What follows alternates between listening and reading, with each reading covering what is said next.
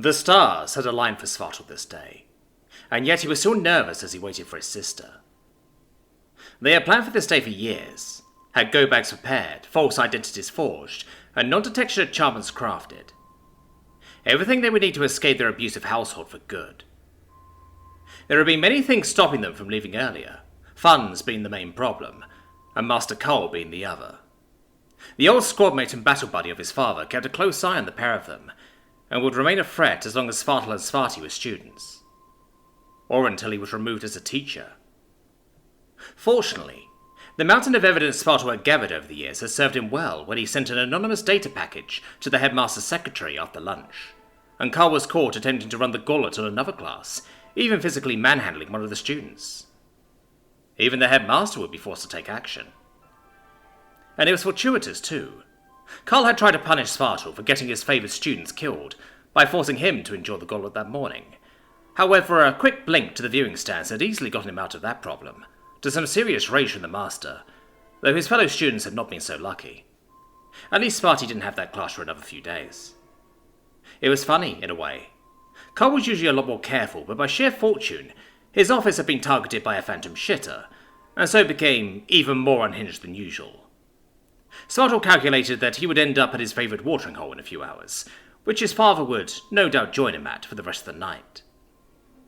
More than enough time for Svaartal and his sister to move out with more than just their go-bags. Though Svarti had pushed back a little at the idea of residing in Drow territory, she agreed that it was far better than living with their father. His thoughts were interrupted by a figure approaching him. It wasn't his sister. There was only one Illithid he knew of who floated in mid-air across from him. Darcy. Spartal coldly greeted his classmate as they stopped. Though they knew each other in the past, they had drifted apart and kept their distance from each other.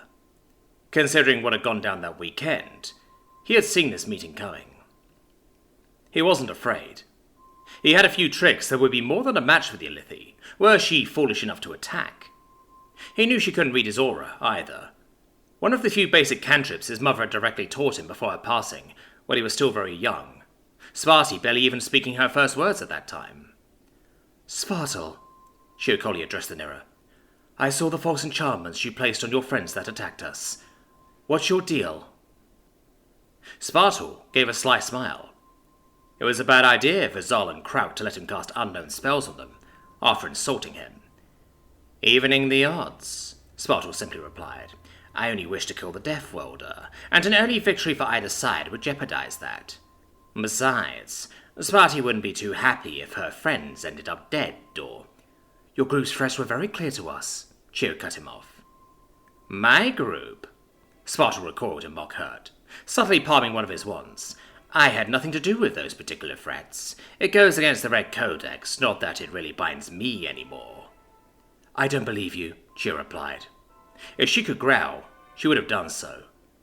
And I don't care what you think. Spartal narrowed his eyes. Creep. What happened to you? Chio asked. You used to be nice. I still remember when you made me feel welcome as a fellow mystic. I remember when you helped the rest of us when we were struggling in class. You used to stand up to the bullies when we were children. Now you're just one yourself. What changed? Perhaps you just didn't know the real me, Spartal replied, a little put off by her response. Perhaps I just grew up. Perhaps the Red Legion showed me the truth of who I need to be. What I do know is that I don't need to justify myself to anybody, especially not some damn mentalist fuck that can't keep to herself. Chio gathered her power on reflex. Sensing this, Svaartal grinned as he quickly snapped at his wand from his sleeve. He had just the right spell to put the Illithid in her place. They'd regret picking a fight with him. There you are, Sparty called out, as the fight was called off before it even started. Hello, sister. Svaartal smiled warmly, ignoring his classmate. You're late. Sorry, Sparty sighed. Some weird green guy with 2 curved swords asked me where the kitchens were, so I showed him. That's all right, Spartal sighed in relief. We have time anyway, so we can make some final plans. He turned to Chio. I will agree on a truce to our little disagreements for now. Besides, Spartal replied with a slight, mocking smile. You have bigger problems right now. I am personally hoping the Death Warder manages to kill the Devil Spawn coming after him. Good luck, he finished. as Chio shook her head, almost sadly, and floated away. What's your problem with her? Sparty asked. And you really still hate the Stygians that much? Just the fallout from our fight over the weekend, Spartal dismissed. And of course I hate the Devilspawn. They killed our mother. Svarti sadly sighed. You'll need to move on and let it go eventually. They couldn't help it. They weren't in control of their own actions. Not going to happen, Spartal dismissed. Though as far as moving on goes, I have Father's phone tracked. We'll meet up with a few of our new friends and make our move when he gets to the bar. So what's your plan? Sparty asked anxiously. It was clear that his little sister was scared. And while Spartal was as well, he had to lead. We don't just take our go-bags and get out? We take back our birthright, he quietly replied, as his fear of his father slowly gave way to the cold rage that had built over the years. All of it. All right, we're ready, Svaartal told the others, looking at his comlink. By the time we get to the house, he'll have settled with Cole. Are you sure you want to do this without backup? Svarti asked. The Malkars are giving them use of free slaves that displease them, to help carry their bags or act as fodder for magical traps. But Svaartal refused to send them ahead, leaving the slaves to loiter around their meeting point. The issue of logistics wasn't an issue, as Svaartal was quickly able to teach his sister the Dimensional Rift spell that allowed them to store and recall small items. While not infinite, between them it was enough. Just having emergency go-bags wouldn't do here. Svaartal wanted to rob everything that wasn't nailed down, as a parting shot to their father, to really give them a head start on life, and to lay claim to all of their mother's belongings their father hadn't yet sold, or that Svaartal hadn't hid. He remembered having to stage a break-in to keep the sword and the spellbook, but he knew that was barely the tip of the iceberg. Their father had never spoken of their mother since they had arrived at Higher Station Bastila. Aside from his early memories as a child before she died, Svaartal only knew that she had been highly regarded in the Red Legion, had been a powerful warrior and spellcaster of some kind, and had left behind a lot of inheritance for her two children. Before their father had spent what he could, and lost it forever. More than anything else, Svaartal wanted to know more. He knew his father kept documents, diaries and other paperwork that couldn't be sold, though Svaartal had never gotten a look. Any risk like that, while they were still all living under the same roof, could bring fatal harm to himself and his sister. Even if he had trained hard, pushed himself further and grown into a powerful magus in his own right over the years, Svaartal didn't know if he was a match for his father. He remembered the first time he had tried to fight back. He hadn't even reached his teenage years when he staged that robbery to protect his mother's most valued possessions from being sold, and in his rage his father had almost killed him, striking his son again and again with magic, with pitiful resistance, until Svaartal had begged him to stop. Svaartal still had the scars, though he hid them well. Shall these ones enter first? One of the nervous women asked as they reached the address. Isadora had insisted on Svaartal taking several worthless slaves with him to trigger any magical traps before the loader drones did their work, implying that she didn't want them returned, only to be used as fodder. No, Svaartal immediately refused. Don't endanger yourself and keep watch. My sister and I will disable the wards. The two nearer did so, having taken note of all the magical traps around the home over the years, carefully and meticulously casting counterspells to either weaken or deactivate the wards completely. Another fuck you to their father. Good job, Svarti. You start with the porch while I work on disarming the other rooms. Use Dimensional Pull on all the stuff you can. The loader drones will take care of the rest. Anything we can't take or destroy. You wouldn't... Svarti began. No, Svaartal reluctantly replied. I disagree with you, but I promised. I won't set up a proximity bomb to blow the entire block up. I have a different parting gift in mind for father. Less talking, more working. Time is of the essence. All right, Svarti nervously replied, as she started to store items in her pocket dimension. Coats, pictures, shoes, even their father's slippers. Svaartal had been adamant. Everything that could be taken would be. What couldn't be sold or used from their father's possessions would be burned to a crisp. Living room is clear of traps. Svaartal suddenly spoke softly to break the silence, causing Svarti to jump. I'll work on disarming the kitchen next, then clear my room and the bathroom.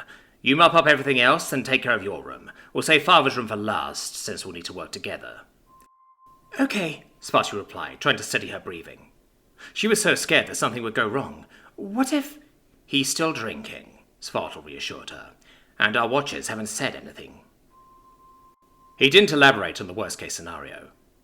If his father barged in on them, Svaartal would fight to the death to protect his sister, with spell and sword, win or lose.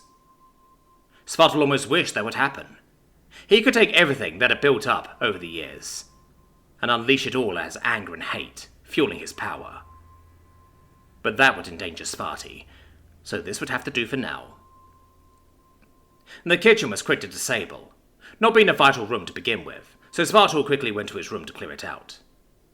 Many of his most cherished possessions he already had within his dimensional storage, but he was loath to leave anything behind. He instantly located his emergency go-bag, filled with all the supplies he'd need for a quick exit, and slung it over his shoulders. He then went across all the surfaces for the small stuff. A few pictures and posters from the walls, all the clothes he had, his bedding. A few caches of credits or sweets he had hidden away over the years. There wasn't much, and it was all quickly accounted for. Spartal moved to leave but quickly stopped, turning back around. He started upheaving everything, drawers, closets, and even his bed. He could barely remember what he was looking for until he spotted it. Hidden underneath the cheap wooden closet was an open letter he once thought lost years ago when he was a child. He could barely read the words at the young age he was sent it by an unknown sender, but he recognized his mother's handwriting all the same. He slipped it into a pocket and left, not looking back. "How are you doing?" he called to Svaartal once he quickly cleared the bathroom, smashing the toilet for good measure. "I've done the kitchen, and I'm going through the living room," she called back as loudly as she dared. "I'll take over. Do your room, then we can work in Father's room together," Svaartal called back. He knew his sister had more belongings in her room than he did his, and he suspected she was much more sentimental than he was. She needed the time. Projector, lumpy cushions, spare credits under the sofa. Svaartal didn't care if most of the items were barely worth anything. He just took it all, upending everything he couldn't take with him or marking it for the mover boss to store it on their behalf. He checked his comlink. Still nothing. His father was still at the bar with Cull. So far so good.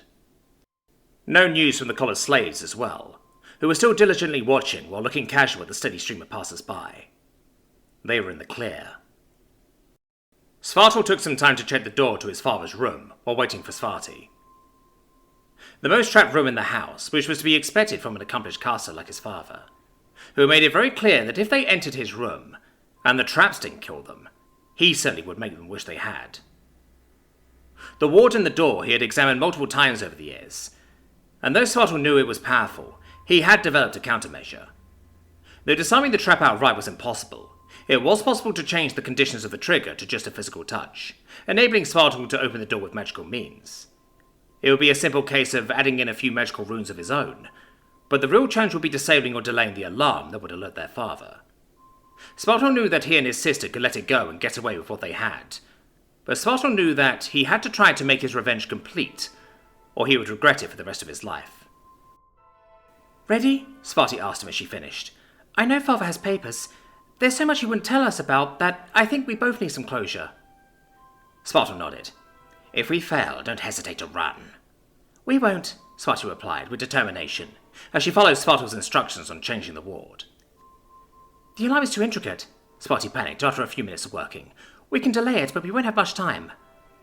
"We'll need to work quick," Svaartal growled in frustration. "Detect what remaining wards you can. I've got something for his console."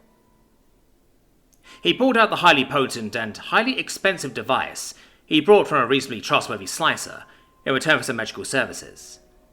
Not only would it completely copy over files, it would crack recently used passwords and finally brick the console with a command from the user. It would be perfect for draining what little remained of his father's finances to zero. Last thing he wanted was a bounty placed on the pair of them. "Mostly clear," Sparty whispered nervously, as she started rushing to take everything she could. "All I see is a big one over there." Svaartal looked at where she was pointing. A picture of their father, their mother, and several other nearer, both older and younger. Extended family, perhaps? Their father had never spoken of it, and Svaartal barely remembered anyone that wasn't his mother. He had barely begun casting his first cantrips when she died, and his father had immediately whisked them off here.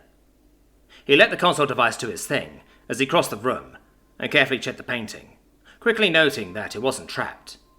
Rather, what was behind it? Adding the painting to the rift, he saw what it had been hiding. A safe. What was behind there? I don't suppose you know the code for this? Svaartal asked his sister, who quickly turned to see what he was talking about. If not, I can unlock it magically, but Father will immediately know. I can't disarm this ward unprepared.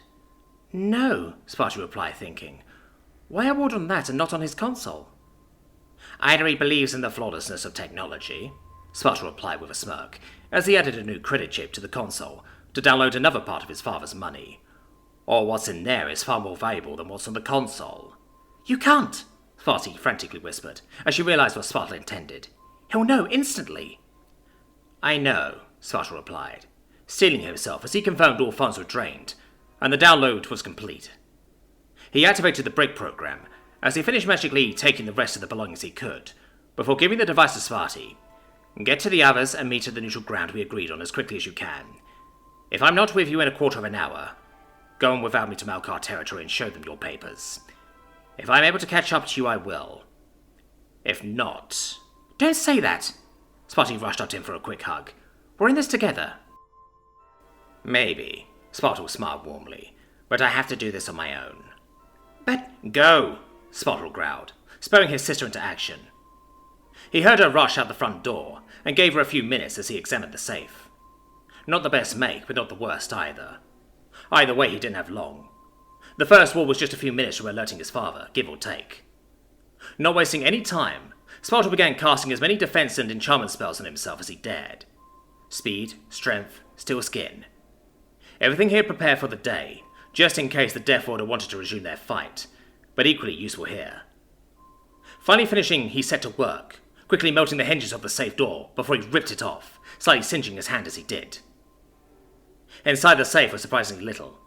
The papers were thankfully still intact, a few coins that were probably worth something, and what looked like a journal of some kind. Spartal thought. I would have thought Father would keep a few of the medals he claimed to receive here. It didn't matter. Spartal quickly pulled out another device he had prepared and got ready to stick it behind the door when he heard a crash from the other room. Boy! Shit. His father was back quicker than expected, and he heard multiple pairs of footsteps. Not wasting any time, Svaartal began casting. He couldn't teleport or blink out of the house itself, but once he was out, he'd be able to escape. He knew better than to fight right now, and he had an escape plan in mind. Where is he? Another voice growled. Even worse, Master Cole was with him. No! He heard his father yell, and Svaartal heard him quickly rush to the doors of his room. Only to eat a fireball to the face, as Svaartal blasted a hole through the wall. The trick had worked during their ambush that weekend, and the thin wall of a shitty summer apartment didn't compare to the concrete his fireball blasted apart last time, even when it was many hundreds or thousands of years old. The trick here was simply not obliterating innocent passers-by in the street below, or more importantly, himself. Though Svaartal didn't care much himself, Sparty wouldn't like it, and collateral damage tended to result in heavy bounties. He didn't know if he had scored any kills, but hoped he did. Even better, for a brief moment, he had seen a look of fear in his father's eyes. Several of his father's drinking buddies that had been out of the range of the blast moved to help him to his feet, but Svaartal didn't hesitate to dive out of the nearest hole he'd made when he heard the growl of Master Cull, his ringer floating, aiding him once again in making a safe landing, but not before he twisted the cap of the trap he wanted to place to turn it into a grenade, and dropped it behind him as he jumped. As he landed on the ground with a practiced glide, their chemical reagents combined to blast out in a misty blast of freezing cold liquid nitrogen, to house the pain coming from where he had left. He hoped he scored a few kills, but wasn't going to stick around to confirm them. There was no way he was going to fight such unfair odds if he could run instead. He'd be happy with maiming a few of the bastards at least. Blinking several times to get away, he finally stopped on a clear roof, where he checked his surroundings, and without any preamble quickly portaled out of there. There you are, Sparty hissed in relief, as Spartal quickly hopped to the other side. What happened? I heard explosions a few seconds ago. Spartal grinned in satisfaction, as she gave him a bottle of water to guzzle down. Got everything from the safe, but Father got back immediately with a few of his old service buddies. I had to drop a fireball to blast my way out and cover my escape with the blizzard mist I wanted to use as a trap. So is he? Unconfirmed, but he's probably still alive. Carl was with him too. Father's funds are wiped from his accounts, but we might still get some missions in the future, assuming he can make it back. By the way, the squad was armed. I think they were planning some kind of job. Sparty sighed and nodded, as Svaartal quickly led them away from their rendezvous. Despite their daring escape, both of them knew it was never going to be a clean break. But, Svaartal immediately added, we finally did it. We're out. We have a place of our own and a much better life ahead of us, no matter what challenges come our way. Yeah, Sparty nosy sighed in relief. But what happens now? Aside from us going to our new home, Sparty smiled, before turning more serious. Our work for the Drow begins. They don't want me to kill the Death Order, but I think they want me to be an enforcer and agent on their payroll. Jack said he'd back off if you do. Sparty remembered her conversation with the human from earlier with a frown. Fine by me, and it's what I planned anyway. I've already told the Malkars everything I know about him, and his capabilities, so they can deal with him instead, Spartal snorted. Though there's a lot I can only speculate on about him. I always assumed Astara summoned him to this plane as a possible active hero, but Isadora isn't so sure. I think she has a plan to kill the human painfully since he attacked her this morning, but as for what, I don't know. I really wish you didn't have to be enemies with him. Too bad. I didn't exactly make the best first impression with him by following Zal, but things have worked out pretty well in the end, Svaartal argued.